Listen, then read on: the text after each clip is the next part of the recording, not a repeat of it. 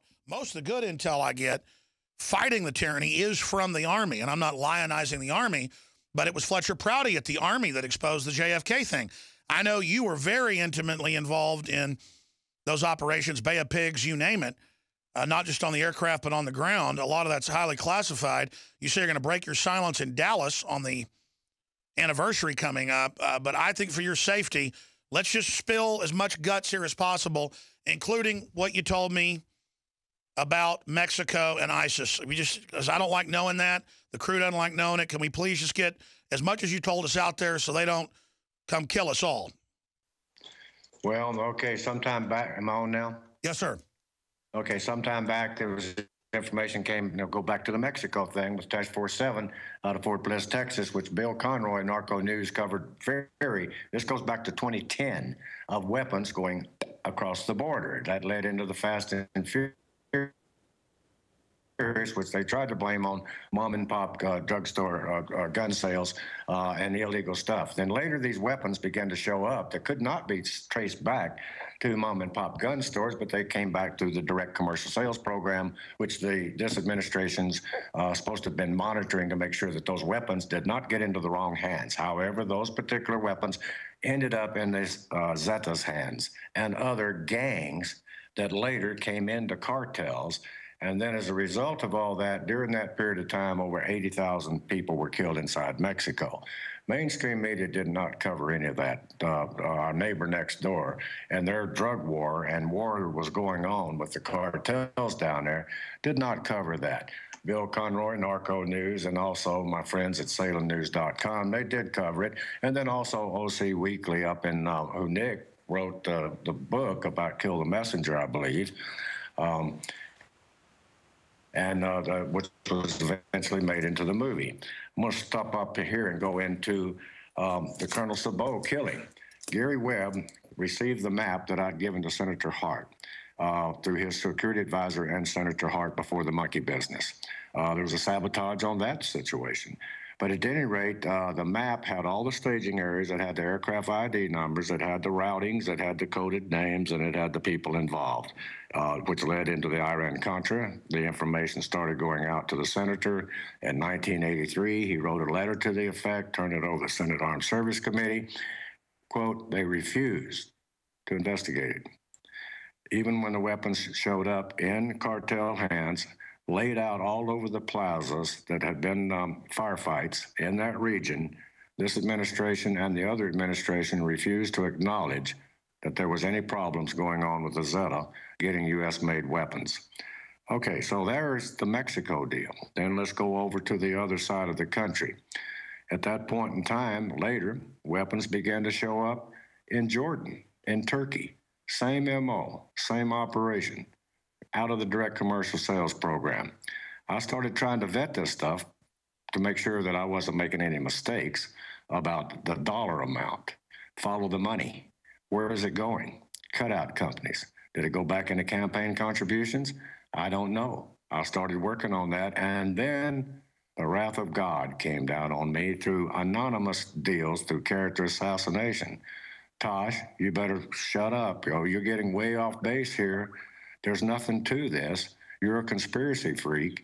Why do you want to take pop shots at Obama? He's a good man. I don't know what they're planning up there, but I do know that the incompetency is causing almost a damn conspiracy. It's making me wonder, are they really involved in this, creating diversions that takes us away from what's really going on? All right, now I start talking like a conspirator. All right, so I have to vet the information. I've told people, and I told them on your program, don't believe anything I tell you, don't believe anything you tell them. Get out and do it themselves, do their own legwork. All we can do, all you can do is point to people where to go to. I agree. Specifically, though, there's now been intelligence reports come out, and then finally the FBI denied it. They admitted it 2 days ago. So some of this is coming out. We saw the shooter up in Ottawa a few days ago. What I'm getting at here with you, or I guess yesterday, what I'm getting, or 2 days ago, what I'm getting at here with you is... We have reports on that, too. Yeah, your Skype cut out. Specifically, what do you know about Islamicists in Mexico and U.S. training bases with them? Tell us what you know. Okay, I went in on a program, I think it was yours or Hagman, and then at that point in time, the intelligence report that there was an infiltration coming across in the flux of the children and all that kind of stuff, that they picked up, I think it was 9 Somalis, according to the Border Patrol, and these Somalis were filtered through Mexico, up through the porous border, between places like Antelope Wells, Columbus, Palomas, and the Juarez segment, which is a very desolate, remote area of the desert Southwest at the 3-foot fence down there. So now, was that happening? Okay. They said that these things, they were already staging in safe houses in Las Vegas, Houston, Texas, Atlanta, Georgia, and they were infiltrating through porous borders in McAllen and those areas down south through Lajitas. And all this intelligence through the task force out of Fort Bliss, Texas, went through proper channels. The person that I'm talking about was transferred to drone school to train before he went over to Afghanistan. He gets in Afghanistan and says, hey, man, the same operation's going on over here that was going on in Mexico. I'm saying, wait a minute, you're saying that we're putting guns in the Zetas' hands? He says, not direct. You know what? Okay, so anyway, they asked me at one time, this is 209, 210, would I come down there and so they could show me something? So I went down and saw a warehouse, and I saw the warehouse packed full of software, and I even tried to take pictures of it and put tracking devices on the vehicles, which was all recorded by Narco News and Salem News.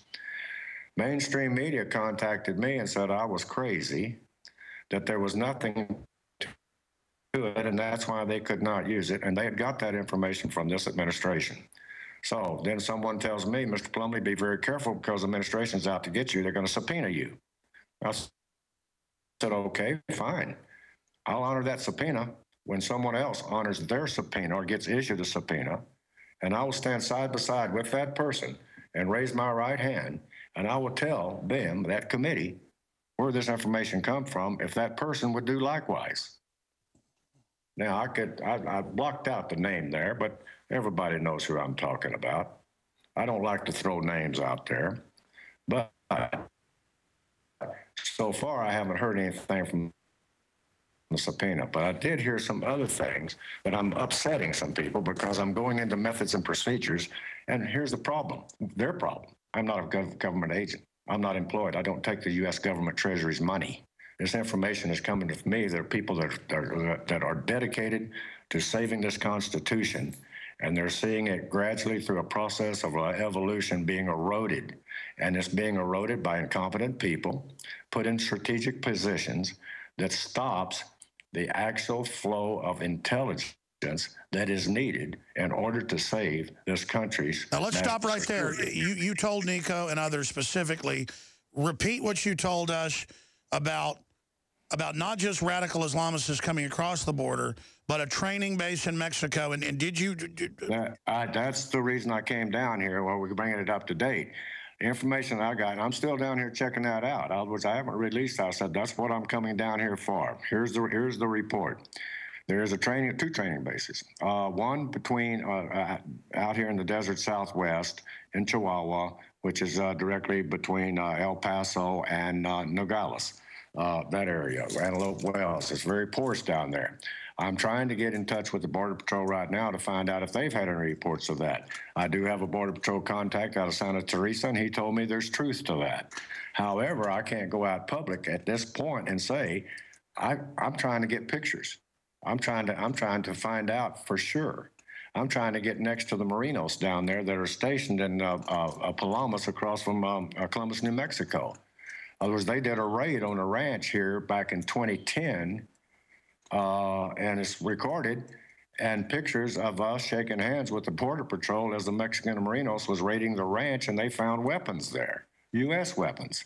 Now, that was blocked out because, quote, national security. Sure, let me say this. Shelly Castile, who was a high-level DEA agent, Vietnam vet, Border Patrol before that, DEA, obviously you know who we're talking about, yes. Also a source for Gary Webb and others.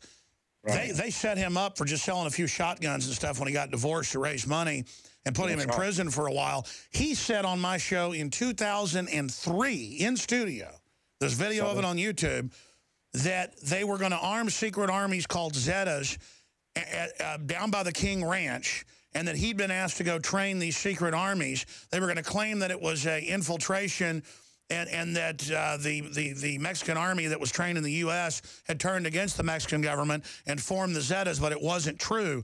When he said that, they came after him. So now because I don't want to get this wrong, what I'd heard you were saying, because you were talking to the producers, and correct me if I'm wrong, is that there may be Islamicist training bases that the West is protecting in Mexico. We've seen that leaking out in the news that they supposedly have training camps. That's what the whole thing I'm down here for on this particular situation. But you haven't confirmed that. Well, wait a minute. Yes, okay, Selly was right on. In fact, some of us boys helped support him while he was in prison because he got a wrong deal.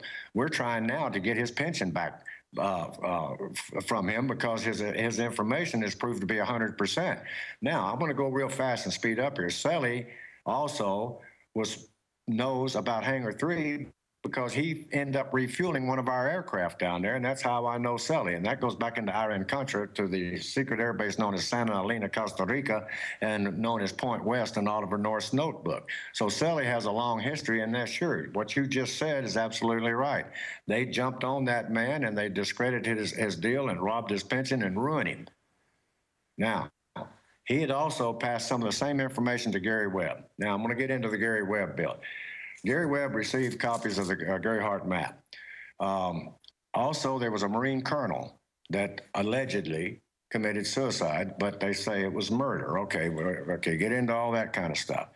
At one point, Webb had that, but Webb could not connect the dots. Webb was a damn good reporter. He could not connect the dots to where Sabot had direct contact that these drugs were coming in and being pilfered out of El Toro to the black community in L.A., basically Ricky Ross. I went to and talked to Maxine Waters and Ricky Ross' attorney, and I told him this, the same night that Selly and Michael Rupart, who has also recently committed suicide, had challenged CIA Director Juice at that particular point in time at the high school. I went on 6 o'clock news that night and said I didn't want to see a race riot started over this information.